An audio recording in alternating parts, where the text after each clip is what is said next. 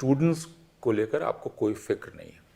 तो इसलिए आप उनके साथ एक तो लगातार एक्सपेरिमेंट कर रहे हैं, जैसे अभी तुरंत ये जो नया एक्सपेरिमेंट हुआ जिसमें 3 भाषाओं को लागू करने की बात की गई, और ये आनन फानन में इसको लागू करने की बात की जा रही है, जिसको लेकर काफ़ी परेशानी और बेचैनी लोगों में है, लेकिन मैं यहाँ नहीं जा रहा हूँ। एनटीए को अगर आप ले लें, एनटीए पर ही हम अगर बात करें, तो एनटीए है क्या?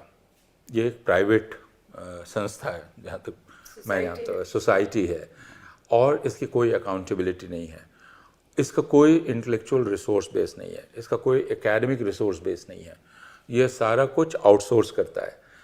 फिर यह कैसे है और ये किसका इंटरेस्ट सर्व हो रहा है इसमें, कि देश के सारे एंट्रेंस एग्ज़ाम्स, सारे के सारे, यहाँ तक कि अब हमारा पीएचडी का एंट्रेंस एग्ज़ाम, हर डिपार्टमेंट का पीएचडी का एंट्रेंस एग्ज़ाम, एमए का entrance exam, CUET, undergrad CUET, NEET, ये सारा का सारा एनटीए कर रहा है।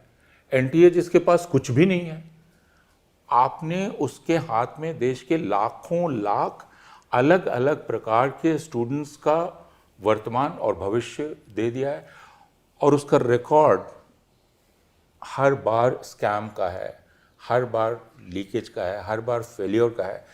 उसके बाद भी आप रिव्यू क्यों नहीं कर रहे हैं?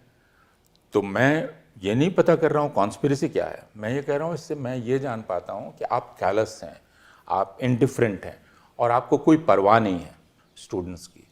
तो ये तो एकदम साफ दिख रहा है। इसके चलते जो होगा, मैं इसको जिस तरह से देखता हूँ कि वो ये कि शायद इस पूरा ये जो पूरा एडिफाइस है एजुकेशन का, स्कूल से लेकर यूनिवर्सिटी तक का, उसको तोड़ा जा रहा है। इतनी चोटें उस पर की जा रही हैं अलग अलग तरीके से कि वो पूरी तरह तहस नहस हो जाए।